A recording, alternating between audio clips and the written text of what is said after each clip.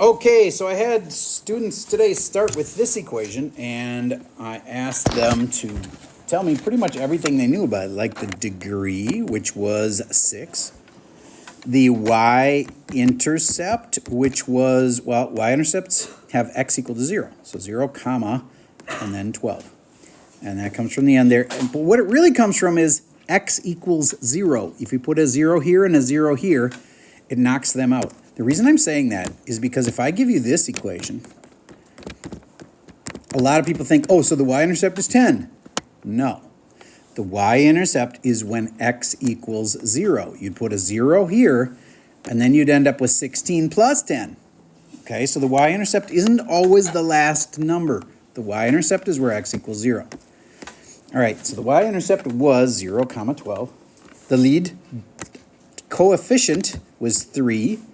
The right end is going up because that number is positive. The left end is either the same or different than that. You never just know, oh, it's left. You know it's the same or different than up. And that's even, so it's the same. So it's up.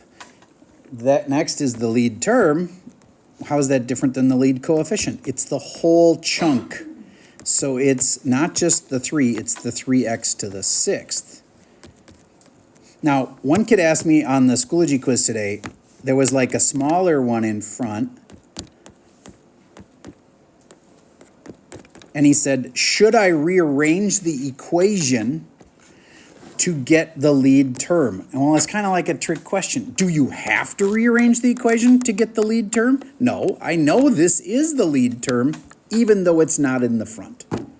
So do you have to rearrange the equation? No, there's no spot actually to type the rearranged equation.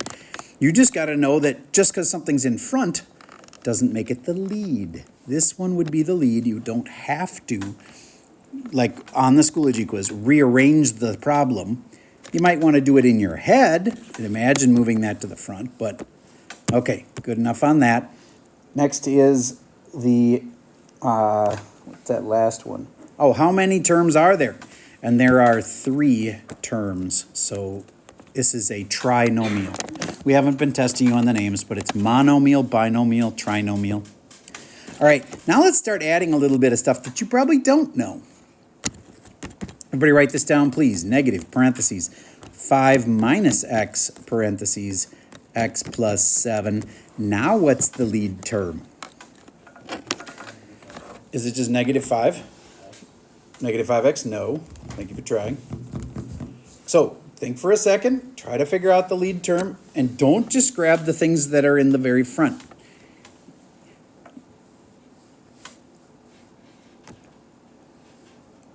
I'm going to highlight them.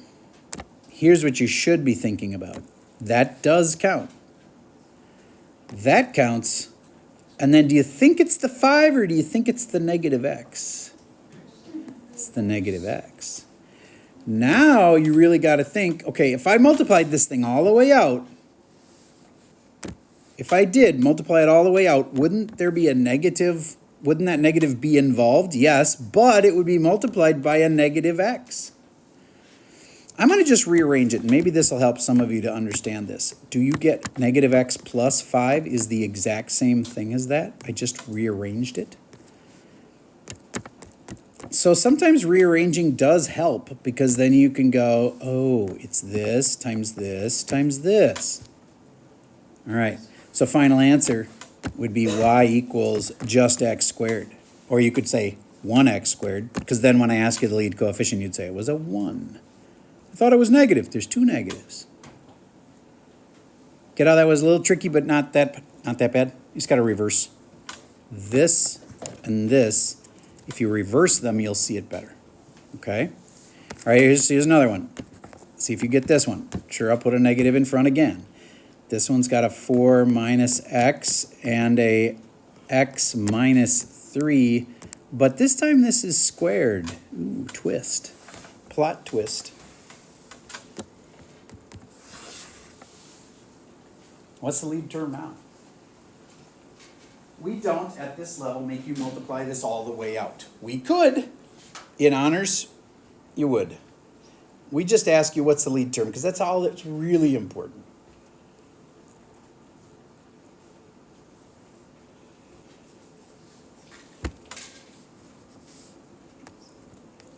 Did any of you reverse this? That would have been smart. You don't have to do this, but... And then there's this, there's that, and there's that. Who knew that this negative would get canceled out because it's being squared? And then there's a negative that's still left, so it's negative x to the third. Raise your hand if you had that one right. All right, you caught all the twists. There was a double twist. Why is it negative? Because this negative got squared away, and this negative is still there. Okay? All right.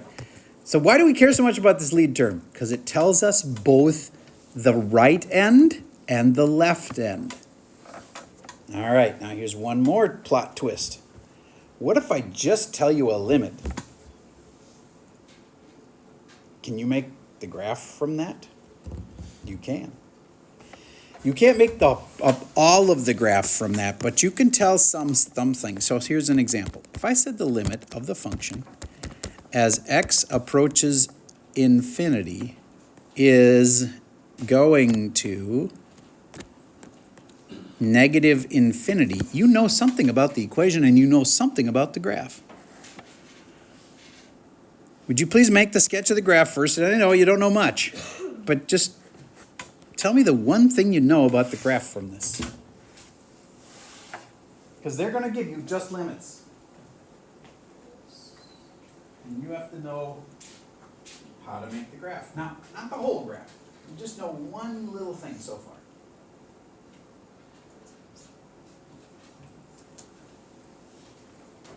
Okay, when you're looking at your limits, always start looking at this part, because that tells you if you're going to the right or if you're going to the left. Are we going to the right? Yes, we are.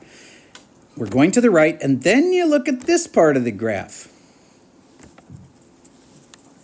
The function is the y, the f of x is like y. The y values are going towards negative infinity. That means down. So I'm going right and down, and that basically means, well, right and down, and that basically means like that. So this function is going down and to the right.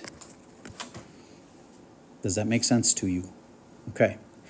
Then, well, how about the other end? Well, what if I said that the lim of f of x, as x approaches negative infinity, was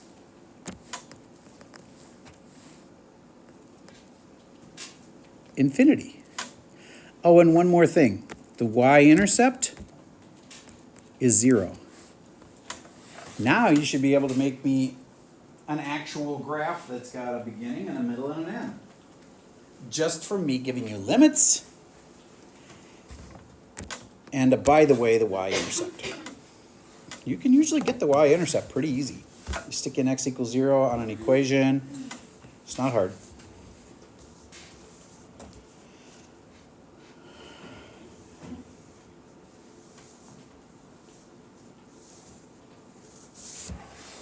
All right, so I hope you knew that this meant to the left and this meant y is going up. So that's kind of like that.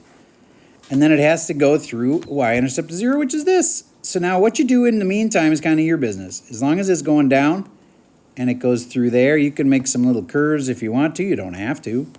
All I would have judged is this and that you touched there. Okay? All right. That covers most of it. So let's just do one last problem together. And I give you this.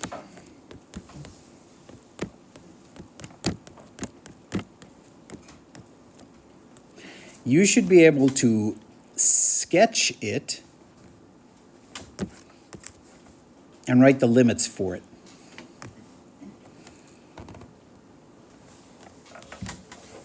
There's a left-end limit and a right-end limit. So sketch it You don't know too much, but you know the y-intercept, you know the right end, and you know the left end. And then you should be able to write the limits for the right and left end. I'm going to pause for a second while you try that.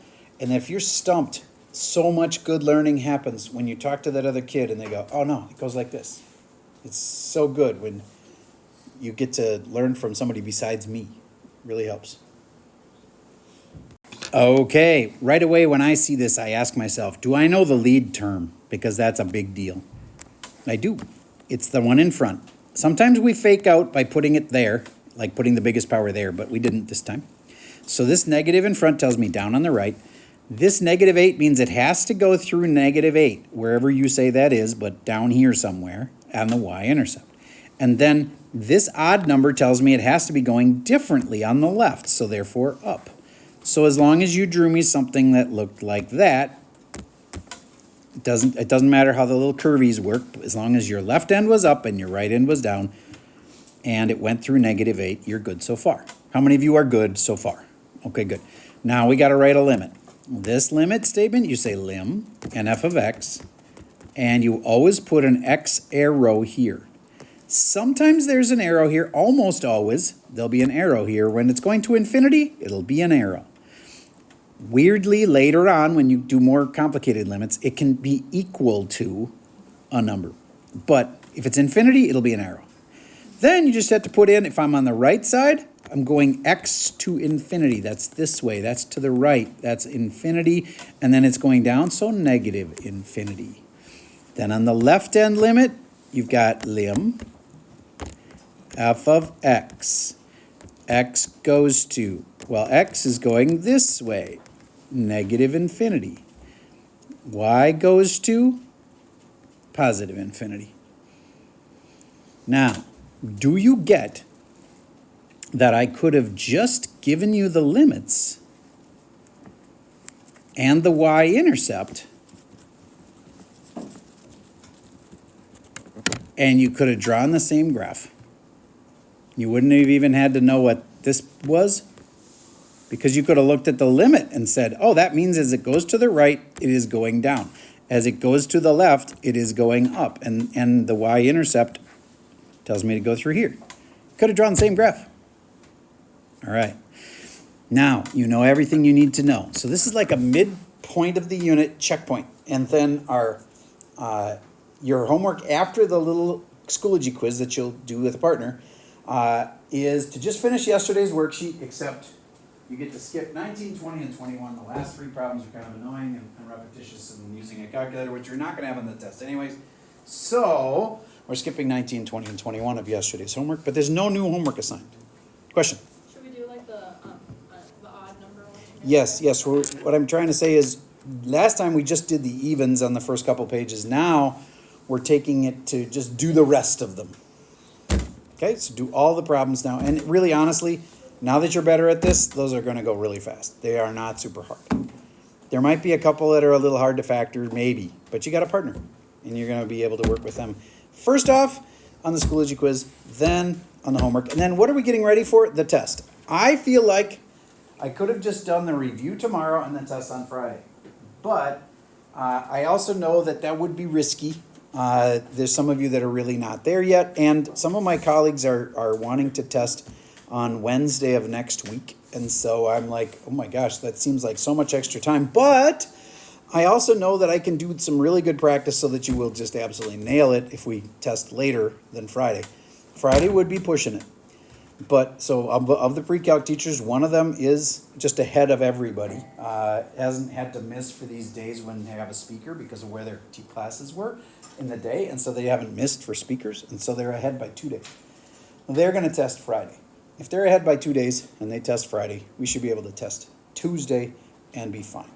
Somebody's still going to test Wednesday, but we're all going to be in that neighborhood. One's testing Friday, one's testing Tuesday, one's testing Wednesday. I'm leaning towards, we could even test Friday, but a little pushing it. Monday tests, not very smart because kids forget everything over the weekend. And then I think we should do it Tuesday. So that's the plan right now, is Tuesday test. All right, so would you please, right now, slide next to. This will really encourage that working together part. Slide over is about 6 inches apart with the pencil next to you. Slide on over and talk problem as you do it. And that's all I have for the video for today.